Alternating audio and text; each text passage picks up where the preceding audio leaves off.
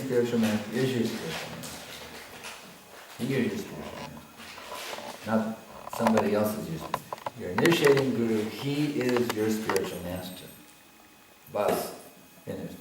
But others whose instructions help you to serve your spiritual master, you can accept them also as spiritual master, insofar as they help you serve your spiritual master. Not that you take their instructions, ignoring his instructions. That's bogus. But anyone whose instructions help you to serve your spiritual master's orders, that person is a Siksha Guru. You understand? You actually only have one spiritual master. Your initiating Guru is your spiritual master, and that's it. But others are also accepted if they help you to serve your spiritual master. Does that make it clear? Yeah. And your spiritual master's orders, even if you're not associated with them, his lectures are there, his books, you see, you know by reading, not that you have personal instructions. Of course, they're always nice if you can get them. But his instructions are clearly given in his lectures and his books, and that's what you're supposed to do. And those instructions are just as personal as a personal instruction, actually. We're thinking, oh, I got to have a personal. No. The instructions that are given in his lectures, in his writings, those are just as personal as anything that he wrote. Just like Prabhupada wrote me, I have about 10 letters of personal instructions. But what's in Prabhupada's books for me are just as personal as the letters. They're just as personal. And there are, I do treasure the letters, but there's so many instructions in his books that I treasure equally, and some even more than the letters, you see. Does that help you? Does that answer? Okay. Yes. That's it, my question is, you mentioned there are different levels of purity. So, is there a difference between pure devotional service and unalloyed devotional service? Is there a difference between pure devotional service and unalloyed pure devotional service? They're the same thing. 100% pure devotional service is unalloyed. An alloy, in the science of metallurgy, an alloy is something that's mixed with a metal to make it a combination metal. I think steel is an alloy, isn't it? I'm not a metallurgist. Anyone here study metallurgy? No metallurgists in the crowd?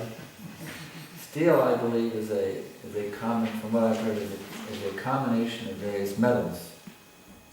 But there is such a thing in metallurgy. I'm not an expert. But the point is that unalloyed, without any mixture, any tinge of the Prabhupada told me, he said, no jnana, no karma, and no yoga. All material desire is zero. That's what he wrote me in a letter. See, that's called unalloyed devotional service. There's no desire for fruitive activities, speculative knowledge, or mystic powers. Completely, all material desire is completely zero, you see. That is unalloyed bhakti, pure, 100% pure devotional service. And that's what we will achieve by following this process given by Prabhupada in his books. If you take this process as your life and soul, you follow these instructions given by Prabhupada very seriously, very sincerely, and very steadily throughout your life, you are guaranteed to achieve pure bhakti and go and attain your original identity in the pastimes of the Lord in this transcendental kingdom. Guaranteed.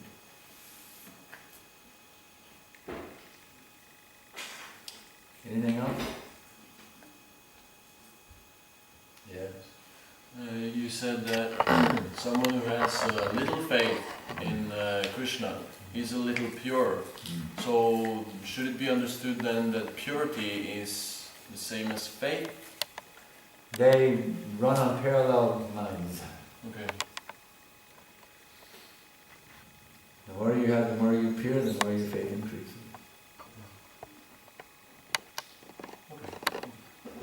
They go side by side. As you become more pure, you have more faith. As you have more faith, it's a sign of becoming more pure. Now, we just see them when two rails in the track on the side. Faith and pure. Therefore, Bhagavatam, Shvetashvatara Upanishad Vaitashvatara Upanishad 623 states, Yasya Devi Parabhakti Tata Devi Tata Guru Tasyayate Kitita Hyarta Prakashante Mahatmana. Only unto those who have unflinching faith in the words of Guru and Krishna are all the imports of the Vedas revealed. So if you get to that point of 100% faith, which is the same as 100% purity, you've reached the end of the track and you've got the destination. Your faith has become completely unflinching. At that point, then you have perfect realization of all the Vedic wisdom. You see? So just try to increase your faith more and more and more. Have unflinching faith in the words of Sri Guru and the words of Krishna, and all the Vedic wisdom become revealed to you. You'll just be absolutely amazed what you realize when you come to that stage. That's what the sages tell us. I'm praying for the day when I can get there.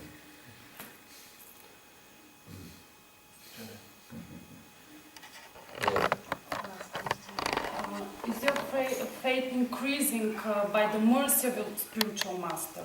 I think it's how it gets more. It's increasing more and more by the mercy of the spiritual master, by him putting Shakti in your heart and guiding you and be there for you, and the faith is increasing. So that is very important. Faith increases by Guru's mercy. Yes. Yeah. It's very important who's the spiritual master.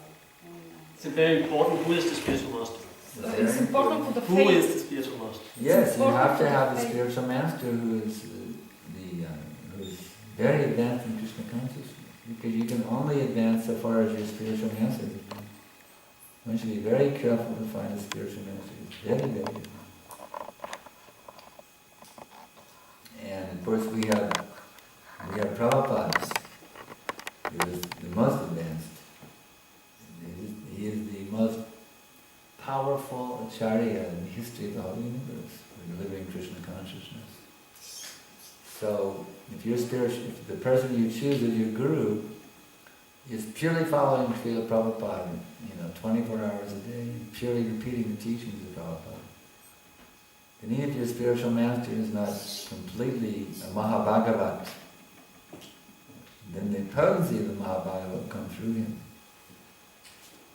Just like if somebody comes to your door and says, guess what? Some multi-billionaire, he wanted to bestow $1 billion upon you, so here's a cashier's check for $1 billion. I'm delivering a cashier's check for $1 billion to you today. You say, well sir, let me ask you this, are you a billionaire? Oh no, I'm not. Well, I won't accept your thing.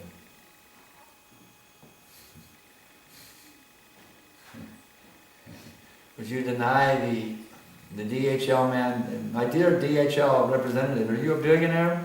Well, if you're not, I'm not going to accept this cashier's check for $1 billion from you. Would you deny the $1 billion check from the DHL man who was not a billionaire? No, of course we'll take it. As long as the check doesn't bounce, I don't care whether you're a pauper in the street, just give me that thing. So Prabhupada gave that example.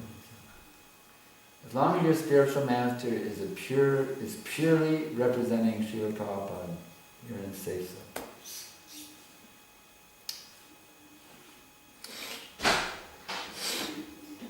But the more he is advanced, personally also, that's extra mercy. So one should seek out a highly advanced disciple of Prabhupada.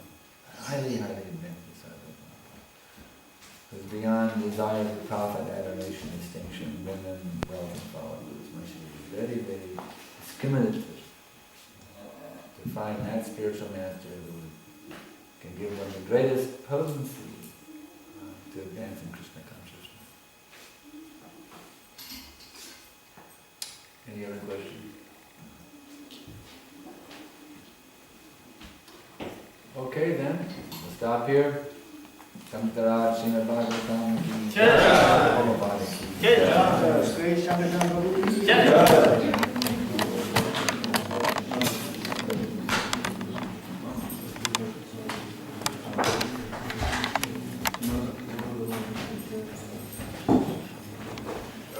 One thing,